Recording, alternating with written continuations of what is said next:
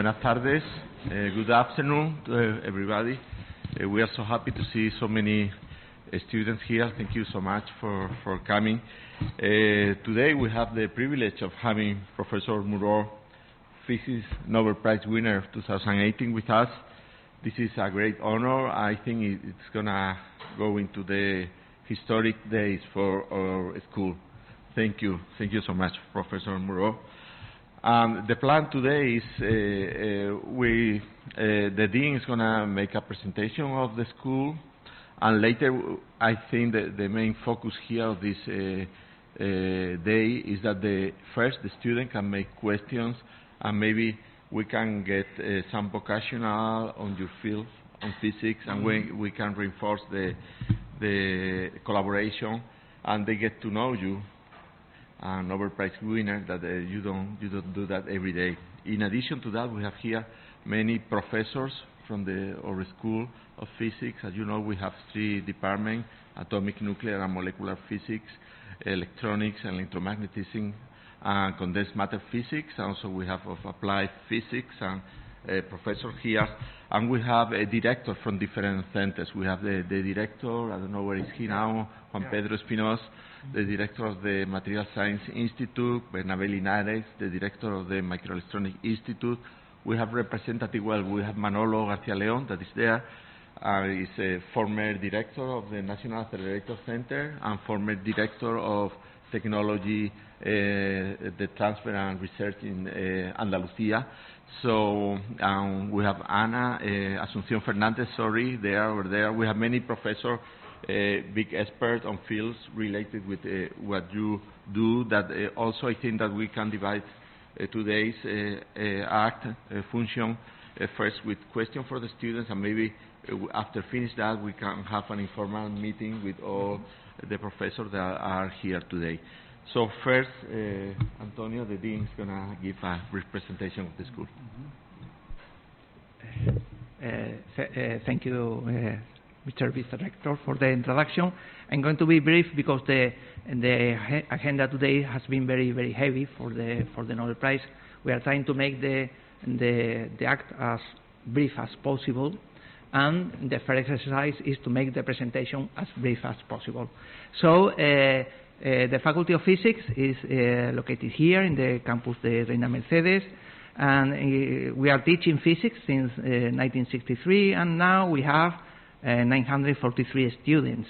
Every year enters 175 students for graduate, undergraduate, and 70 for master studies.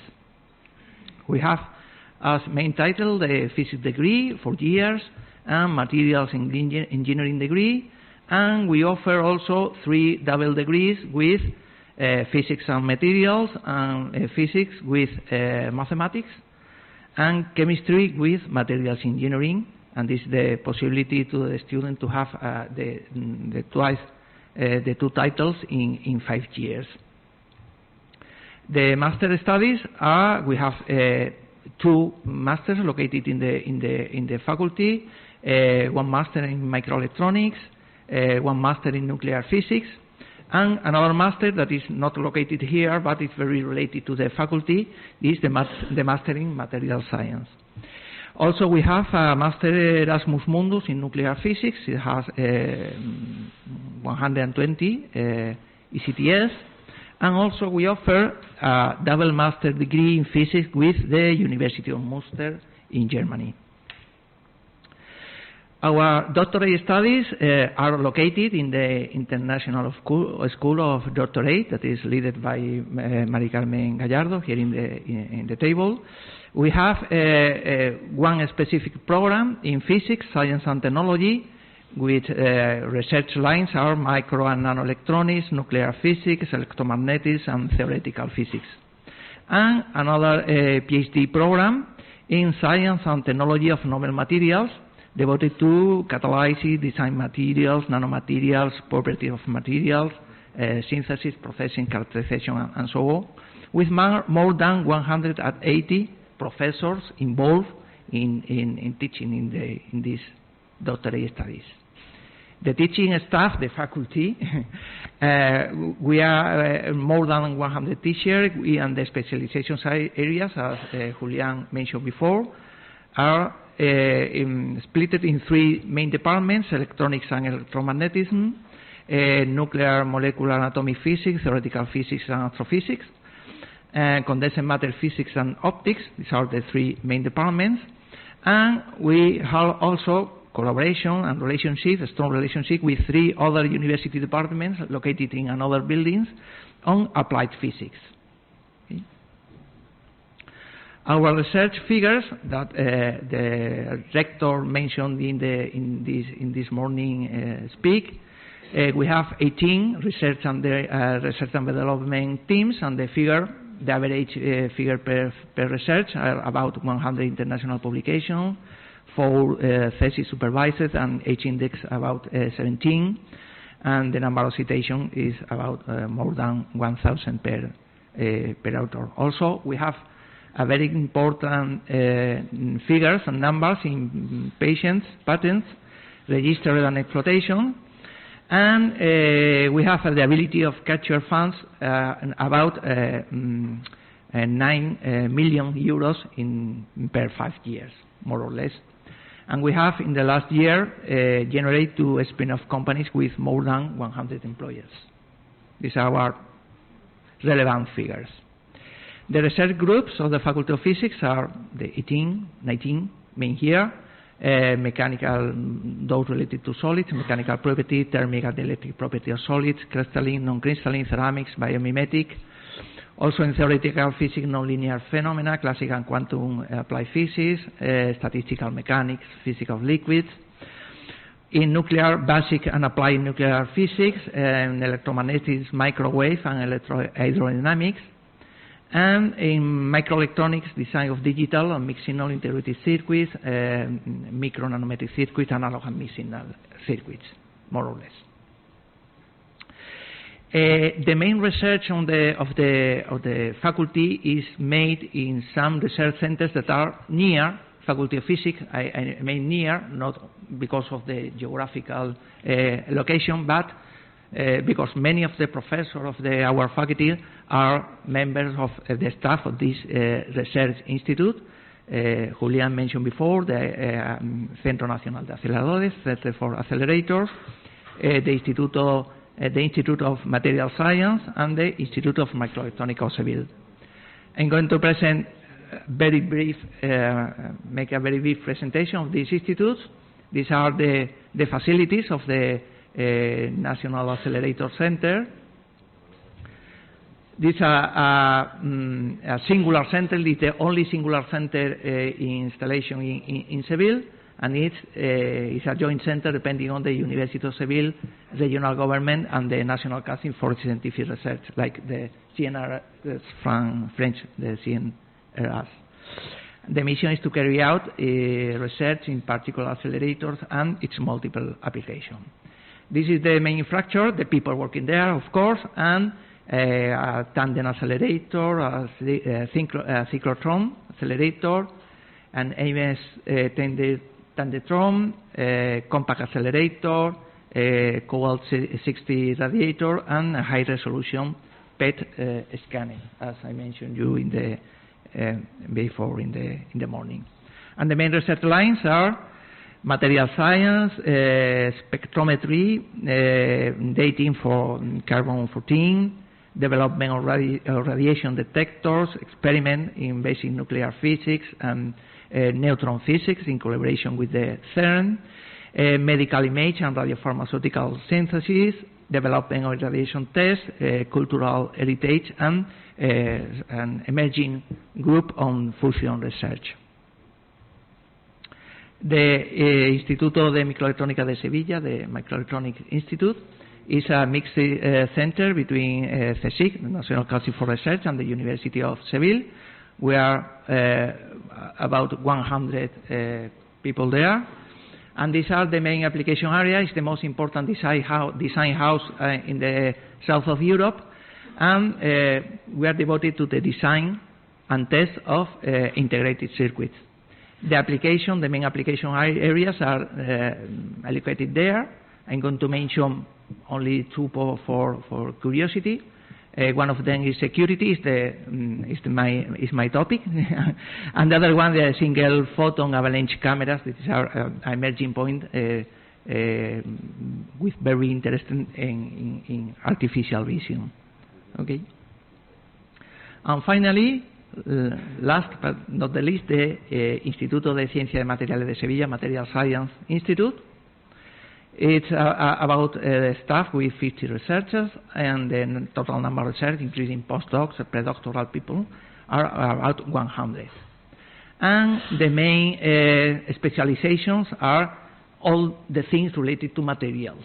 Okay, it's a very important institute in this field. Material for energy generation and storage. Nanoparticles, nanotechnology, microporous ceramics, microporous bioscaffolds, catalysts, material for catalysis, photocatalyst, plasma catalyst, nanostructure thin films, photonic crystal, optical materials, and biopolymers as a summary. So this is the snapshot. This is a photo of our faculty. In order to begin with the discussion, some interesting data we can collect. The first Nobel that visited us, he was Professor Norman Ramsay. He was Nobel Prize awarded in 1989 and visited us on May of 1993. Okay, his topic was atomic clock and measures. Okay. After that, Professor Sheldon Lee Glasgow, Nobel Prize in 1979, visited us in October 2001. His topic of interest was electroweak interactions. Okay? And today, Professor Gerard Mourou, Nobel Prize 2018, about laser amplification. So it's the honor. And tomorrow, a question in the ear: why not a Nobel Prize to someone that studied or performed her research here? I think that is the best point, a good point to start the discussion. Thank you.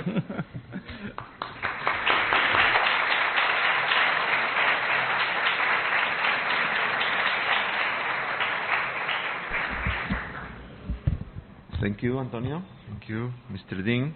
I forgot to introduce the people on the head table. Of course, you know María Carmen Gallardo. She's the director of doctorate studies, and everybody else, the Nobel laureate. But I didn't introduce Marie-Christine Rivière. She's the attaché for cooperation and cultural action of French in southern Spain, and she's the director of the French Institute of Seville. And Professor Mourou is here mainly because her direction and her help. So thank you very much, Marie-Christine, and I hope this is the beginning of a strengthening collaboration with your institute. And now we start with the question. Para los alumnos, preguntar lo que...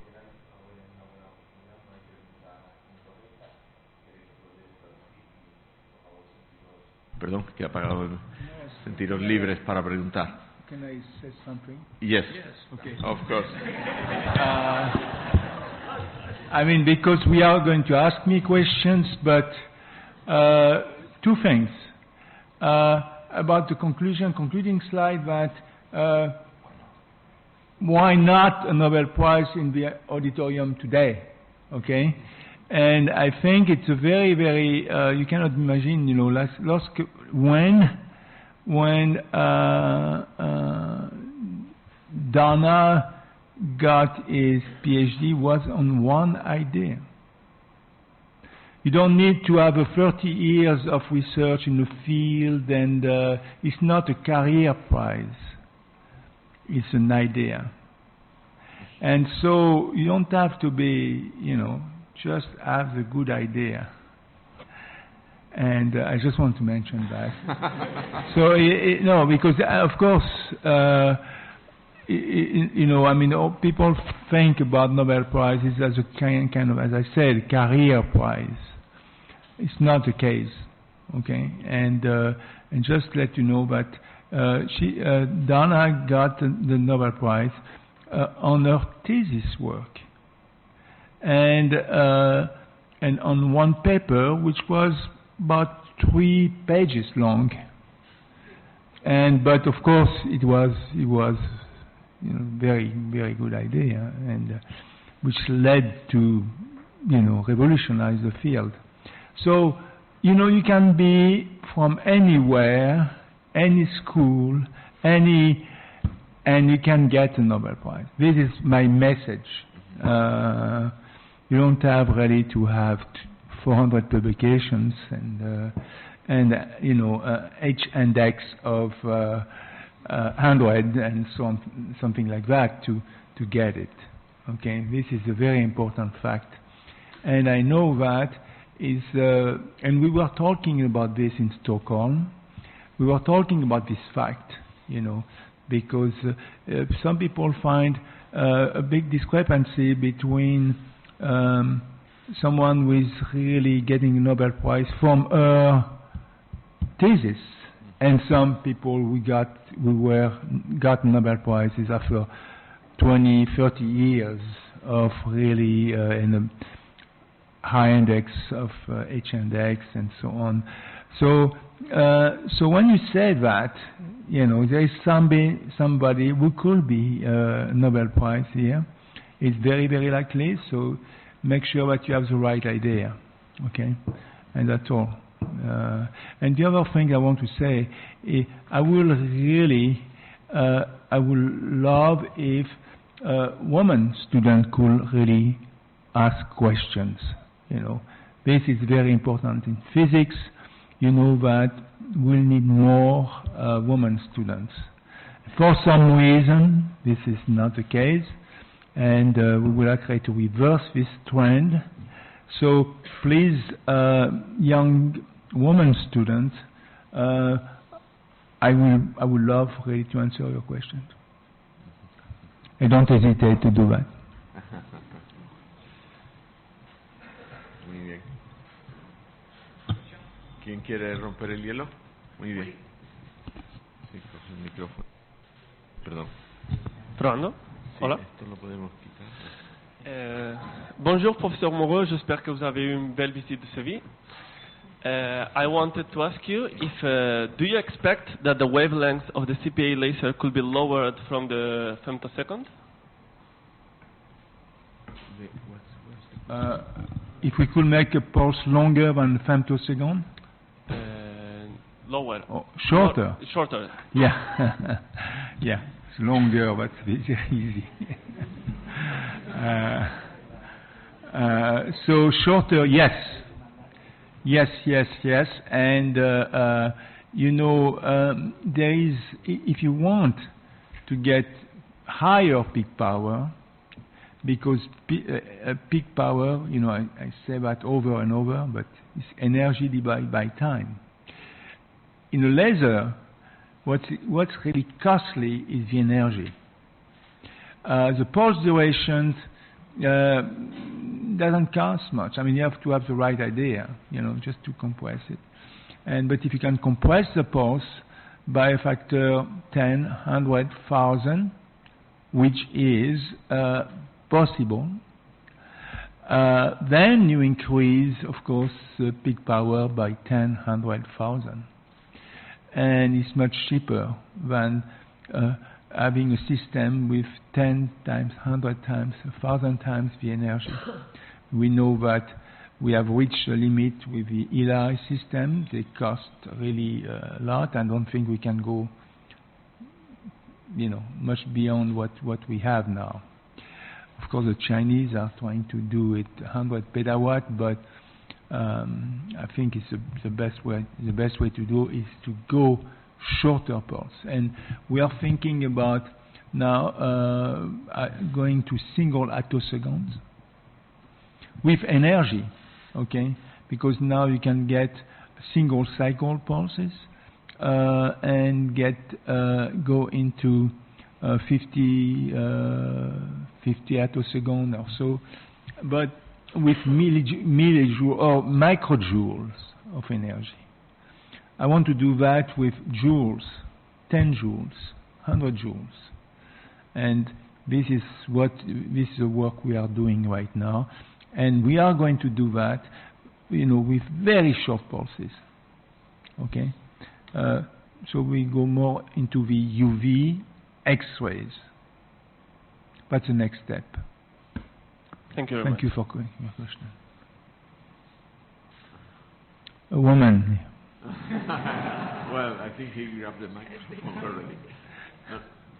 Yes. Okay. Hi. I wanted to ask you about the composition of your investigation group. Like, where do they come from? Are they from nuclear physics, maybe from optics? And, I wanted to also know the age. Like, are they newbies or people with more experience? And are there women in it? Thanks. Yes. Well, I mean, I want, Rochester, Michigan, France. So the compositions, is not. I try, trying to get good students. That of course is my criteria. Usually, I like students who can really are good in the lab, and not necessarily very book smart, okay, but good in the lab. And I ask questions like if they are working on their car or if they are working on their motorcycle, because usually, if you are changing the brakes on your car, then you can be very good in the lab. It's more difficult to change the brakes in a car, but to be honest, that kind of things, okay. And I was very lucky to get, for instance, Donna, okay. That was 35 years ago, and of course, she was good. She was just to learn a lot in the lab, I would say, yeah. But I of course we try to get anybody which is really good, okay. But there is good and good, because you can be book smart, and in the lab, it's not exactly what you are looking for. So, but you have to work on it. And this is very good after in your life anyway. So did I answer your question? Well, or there is ways maybe I didn't answer some of it. I was curious for the group you're on right now, like. Oh, now you cannot. Group? Yeah, now I'm not really. I am alumni, so I'm relying on other groups which are already or labs. For instance, I advise the labs, but I don't have my own students, for instance. Okay. Thanks. But I think I'm very influential. But I don't have the students, Yeah. Thanks.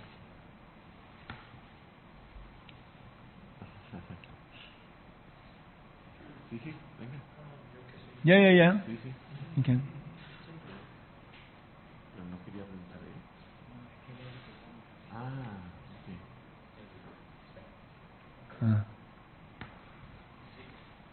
You cannot make it. ¿Ahora? Sí. Hello, sir. I'm not currently studying physics. I'm an engineer, aerospace engineer student, and I'd like to ask you two questions. First one, what are the tasks or the works that engineers do make in the research field today? Because actually their most part is business. There are many short-term applications of the knowledge into the industry? And the second question is, what is your mind? What do you think that makes only 1/4 of the students of engineering being female students? Well, this is what I said, in my, it's that reason why I'm trying to boost, female students to ask questions and so on, trying to encourage them, to, I'm very proud, I was saying that at lunch, to be the only professor who had a woman Nobel Prize. The only one. Donna was the third, behind Marie Curie, which of course died a long time ago, and Maya Gopper-Mayer, who also, is not with us now. And I'm very proud about this. Very, very proud.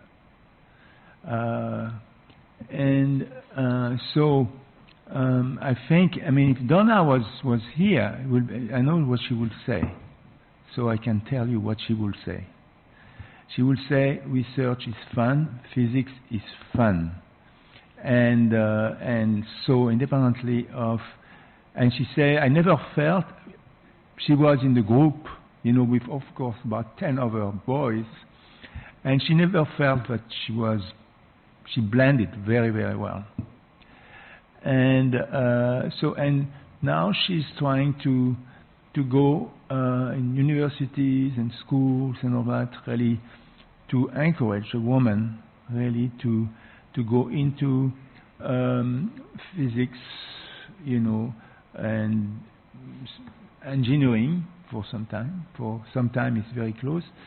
And so she tried really, because I think maybe women, maybe, as I said, they are book smart, very, very, but they may be afraid of the lab. So we have to find a way not to be afraid of the lab. Okay, so this is maybe one of the. That's my answer. Yeah.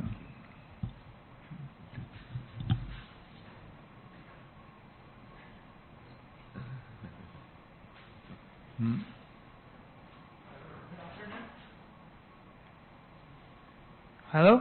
Okay. Good afternoon. As we know, a lot of nuclear reactor centers are being closed down in Europe, but at the same time, there are a lot of interesting developments in the field of atomic sciences. So, taking that into account, what do you think is the future of nuclear physics? Well, I think I made it very clear that I see nuclear physics as really this field which will become very important, because I think nuclear is going to be the way to produce energy. But, of course, if we are able to develop a technology which can reduce, the nuclear waste, okay, that's that, of course. But of course, we know also that nuclear is very important for many, many other applications, medicals and so on, material science, and so we need really to keep pushing. But I see more like, for me, maybe because I'm very biased, maybe about transmutation. I think that is because maybe I feel that with the ultra high intensity laser we have maybe the answer. So I'm very, very passionate about it. Okay, and yeah, I think nuclear has still some good days in front of it. But this is not this is not shared, my opinion is not shared by everybody, of course, as you know. And that's the reason why some are closing the labs, the reactors and so on. But I think if we can maybe reverse that.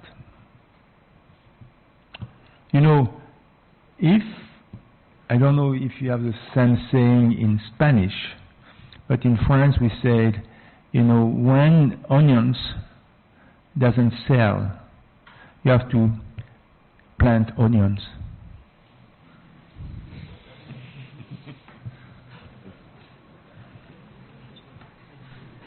Okay, thank you. I don't know the translation in Spanish for that, but we yeah, can talk about that later. You understood it? I think I did. Yes.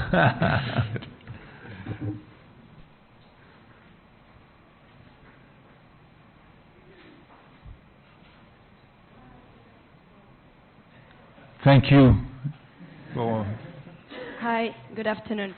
I know this is probably a really asked question, but still I'm going to do it. I was wondering how is it to win a Nobel Prize, and if you expected it before winning it. Thank you. I expected yes and no. No, because as I said, this story. I was kind of in the list for about 20 years, and you never know, what's going to happen. And it turns out that with Marcel, my wife, which is sitting in the first row, the first Tuesday of October was a little bit tense because we knew that the Nobel Prize were going to be announced. So for 20 years, we were waiting. At the end, I didn't care. I went to the swimming pool. And when I went to the swimming pool, it's where I got the call. I knew that I was certainly a possibility, and now, of course, when you learn this, it's like you receive a ton of bricks, on all the phone calls and all the mails and all the, but change your life, but for the good.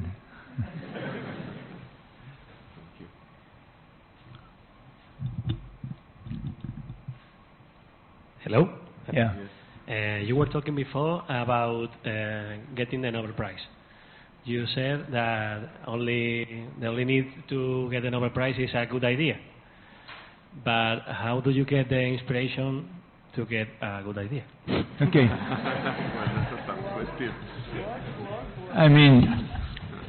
First of all, getting a Nobel Prize is not necessarily a good idea. You need a good idea to get a Nobel Prize, yes. But please don't,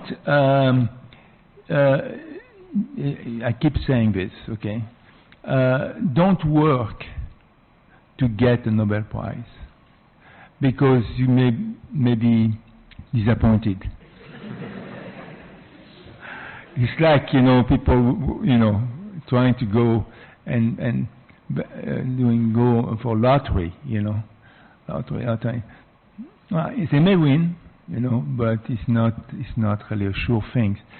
So work because you enjoy it, and that's the way to get a good idea. Don't think about anything else. You work because you love it. You have to work. You have to choose a topic because you love it. And because you can be passionate about it. That's it. That's the only quality, the only things you need to have. And think about it. It's true. When you're passionate about it, you can come and work, in a lab, forever. And you like it. If you don't like it, it's hell. Because research is, if you don't like it, it's hell. Because, You don't earn much money. You work very hard, and you have your advisor only on your back, to push you more and more and more. And so it's tough. It's easier to go and make money and change a field and so on. So you do research because you love it, I think. If you don't feel it, maybe you shouldn't do it.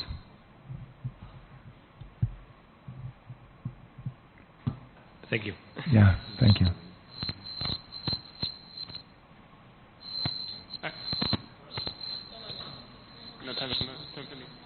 Hi. Okay.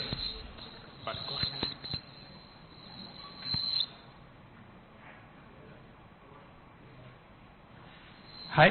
Thank you for coming. I would like to ask you, how could I convince, or how could I, convince your wife to do research? Not for now.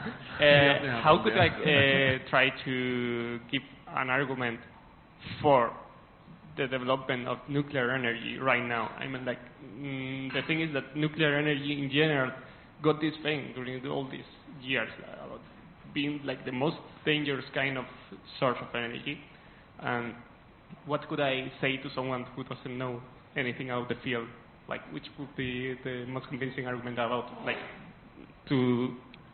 that there is something worth studying there? Okay, first of all, I mean, nuclear energy, first of all, is far the most dangerous thing. The most dangerous thing is the highway. I mean, kills, I don't know how many people are killed in Spain on the highway a year. Maybe 5,000, something like that. And so, I don't know, integrated over all the countries, maybe 500,000 are dying from highway or cars.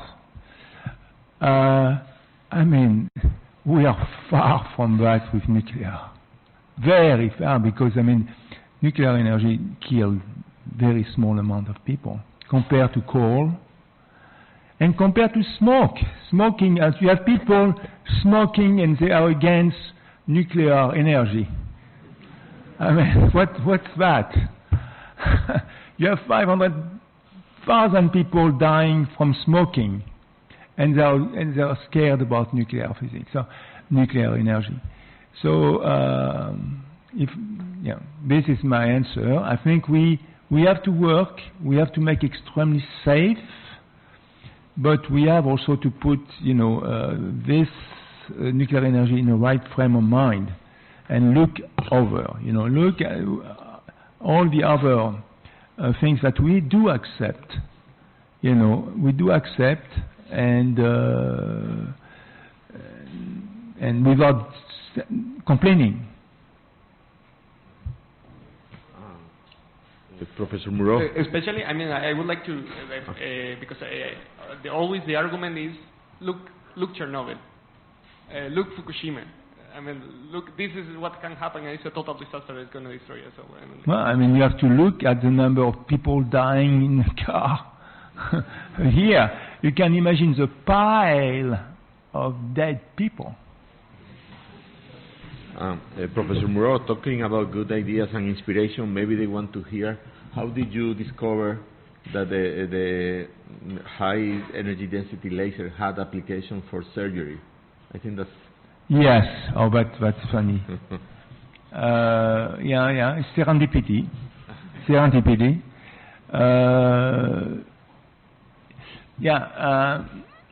I'm a physicist.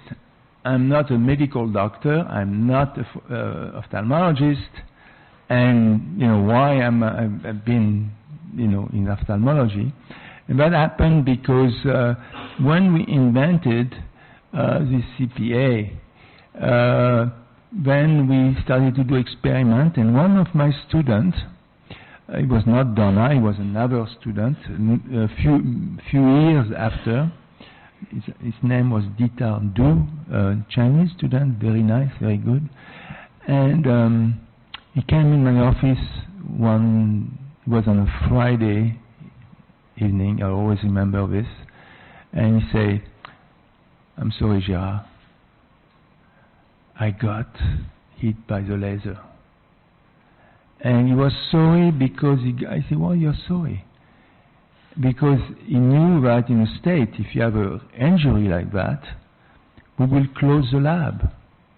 So he was very apologetic because of that. He said, "Well, sorry, I said, Ditao, let's go to the hospital first, and we will worry about the lab later, if we survive."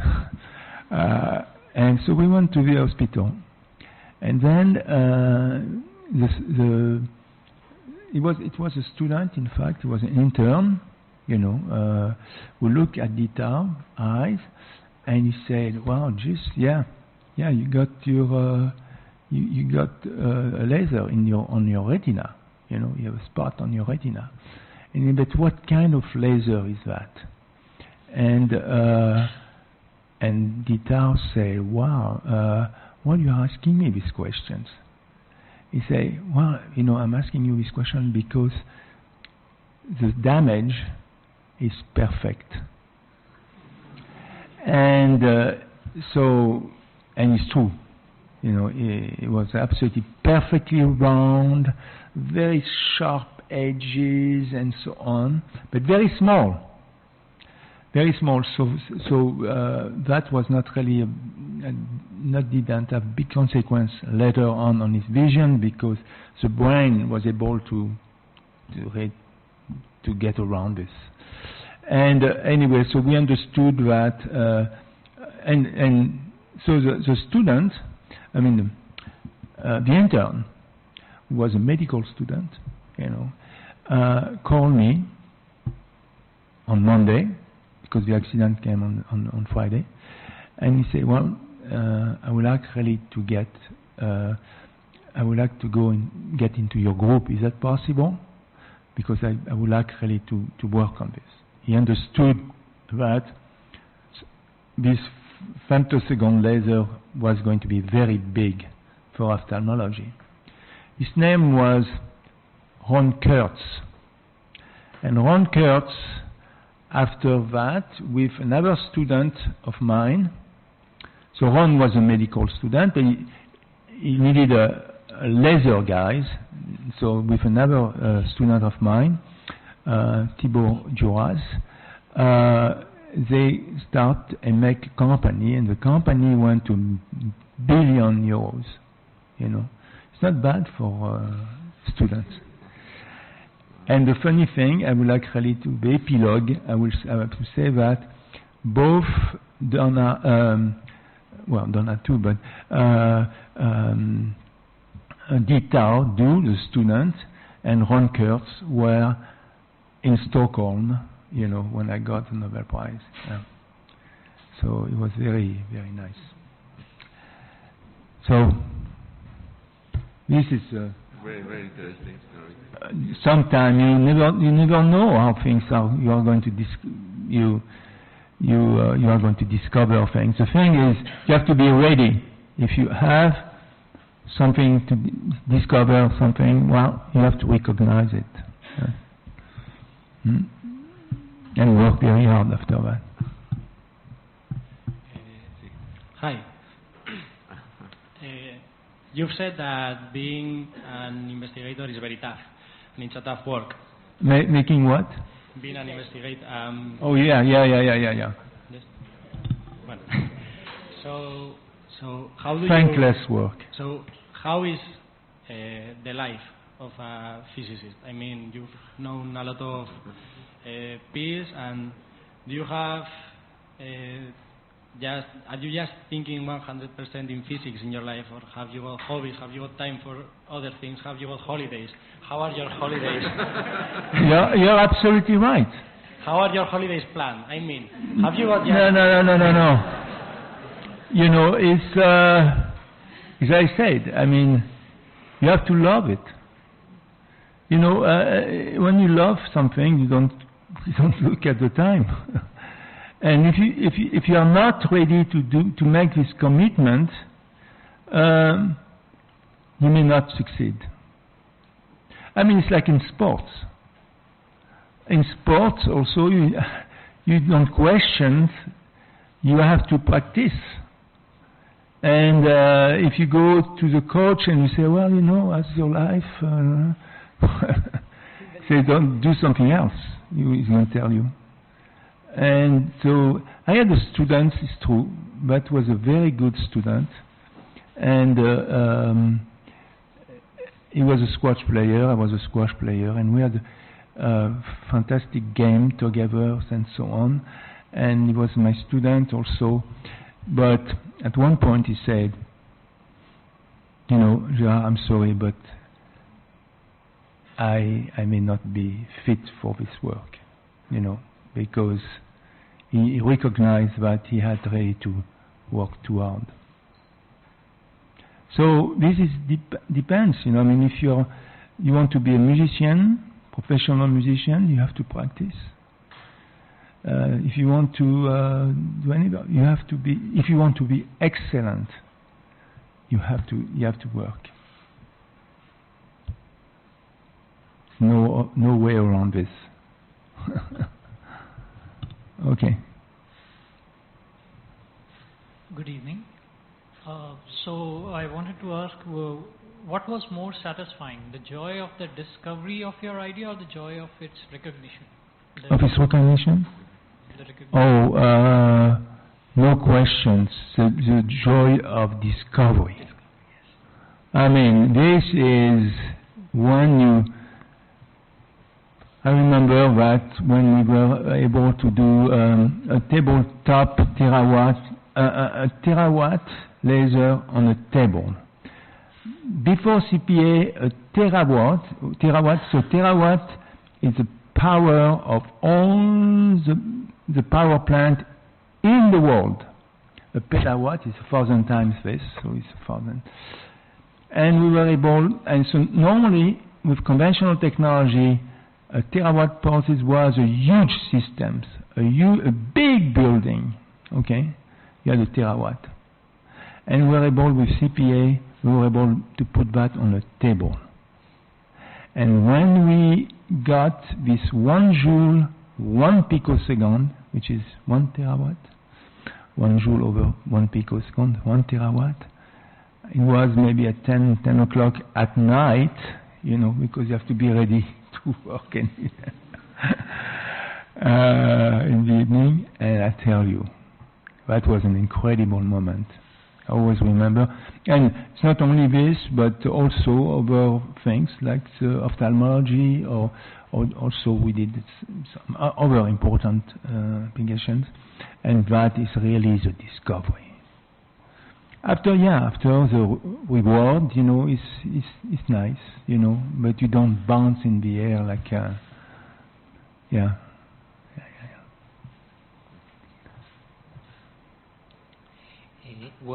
What questions do you make yourself about physics? What questions do you make yourself about physics? What dilemmas? Oh, I guess there's a question I'm working on. No, well, I mean,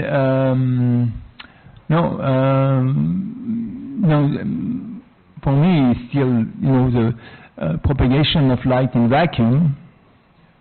It's a very, very important one. I mean, the vacuum is very important because, as you said, you know, we all are coming from the vacuum, you know, and so it's a very important topic. And we have the way to study the vacuum with the laser now, okay? And I mean, not quite. We need another 1 or 2 orders of magnitude, but to be really, but high energy physics are doing it, and so this is one important question for me. Yeah, and also others, but like you know, we can duplicate black holes in the lab now. Because black holes, of course, you know the Einstein equivalence principle, okay? Gravity equal accelerations, okay? Because we are able really to produce phenomenal accelerations. Remember that we can take an electron, particles like electrons, and in a single femtosecond, we can take it to the speed of light, close to the speed of light, with a very large gamma, okay? Very large Lorentz factor. And so if you do the math, we are talking about accelerations, in 1 femtosecond, You go to the speed of light. You can imagine, when you drive your car, you have to think about that. This is a phenomenal acceleration. It's a type of accelerations which correspond to very huge gravity field. So if you can put instead of so we can basically duplicate a black hole in the lab by using these high intensity lasers. So that also is something that we are doing. We are trying, in fact, to understand this paradox, which has to do with the loss of information in black holes. So first we try to make a black hole this way, and then also we are trying to check this if we are losing this paradox, or if it's true or not. Anyway, this is some of the questions I like. Muy bien, tenemos tiempo para 2 preguntitas más. Good afternoon. If you had the chance to answer only a question, even if it's about physics or not, and what would be that question? I'm sorry, where are you? It's just... Oh, okay. I'm sorry. Could you repeat your question, because I didn't see you? Yeah. Do I repeat? Okay. Go ahead. If you have a chance to answer only a question, what would be that question? The vacuum. The vacuum, yeah. The structure of vacuum. Okay, and the second one. I thought I had only one question. I have another one. Okay. What do you think that is the importance of luck in researching? Of luck? Luck. Oh, I don't believe in luck. No, I believe in hard work, and luck then comes.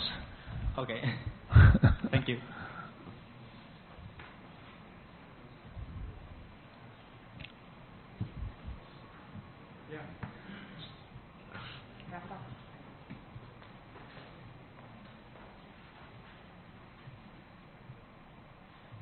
Good afternoon. My question, in fact, is partially answered, but I'm looking for a key point. If you were now a student, which advice do you want to receive to become a great researcher in the future? To become important to the science. Yeah, well, I said it already. I think you have it's a passion, it's a love for what you are doing. If you are doing physics just because, or any other thing, it's really, I think you're not going to be good. If you really love what you are doing, the chance of being good is ask the same question to musicians. Musicians also, the very, very good musicians I'm sure they are going to give you the same answer. You have to, because as soon as you love this, what you are doing, you are ready to accept anything. You are not going to negotiate. You say, well, this is what I want to do, and period. And I'm going to, work my butt off. Yeah. Okay. I think I don't. Passion is the answer, isn't it? Yeah. I mean, are you surprised? In fact, not. No, I mean, of course not. Right? Thank you. Okay, one last question. Somebody else? Oh. Over there. Yeah. Okay. Great. Later. You go ahead. No. Ask a question. Hi. You have been talking about how hard work is fundamental to succeed in this field, but I feel like opportunities play a major role in your career, and it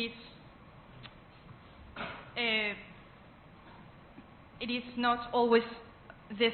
They are not always the same for everyone. I mean, if you are born in a rich family, you will be more likely to go to a better college and to be able to completely focus on your studies. On the other hand, if you have to work at the same time you are studying, even though if you're very passionate about your field, you're not going to be as likely to succeed. How do you deal with that? Do you think is there any way to improve it in a near future? Yeah. No, I understand. I mean, I say that you have to love. It doesn't mean that you have to give up anything, which is very substantial to you. Like, I mean, if you have kids, and if you have this, and you can have kids and love what you are doing. No question. But I mean, I think your priority are going to change. And I think you need to do that, because if you, anyway, regardless of what you do, I mean, if you need to succeed, you have to do that. And if you really want to take care of your family and so on, maybe it's also a way to do it, to succeed. This is maybe the best way, one of a good way to take care of your family and take care of the problem. Because if you have to go above a certain threshold, So I don't know. Everybody has his way to do it. I was very lucky because I'm married for 52 years with Marcel, my wife, who's sitting here waiting for. And I think she was very, very helpful. I was lucky for this. Yeah. Thank you, Marcel. I love you.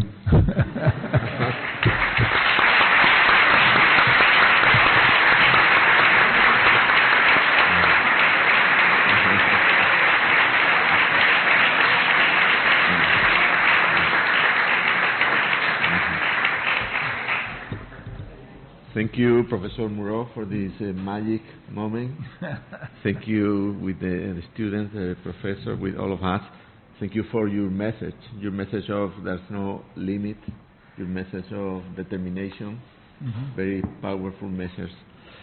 I hope you have a good flavor of what we are, the power of our research lines, the power of our center, especially the power of our good students. I hope you come back. I hope we treat you well enough so you come back and the University of Seville can have a meaningful role on the ELI project, and we can work together on medical research. So the University of Seville, that is your house, and especially the School of Physics. So thank you so much for being here today.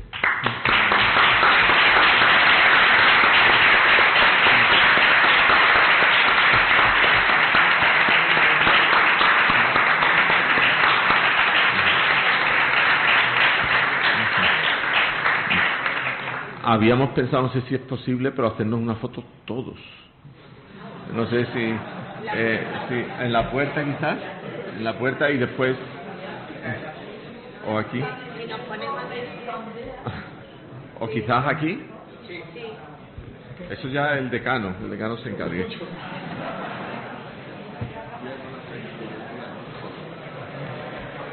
No moveros, pero vamos a hacer una foto, que vamos a poner por delante. No moveros,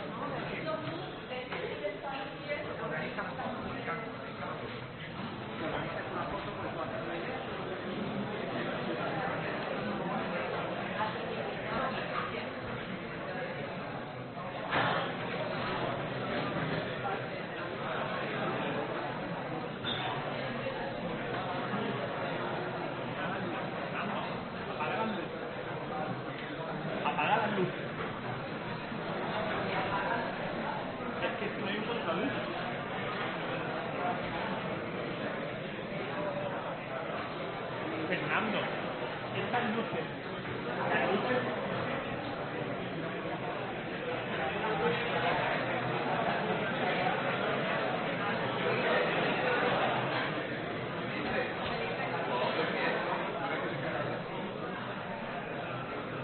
Yo con que haya luz, bien, de pie, todo, ¿no?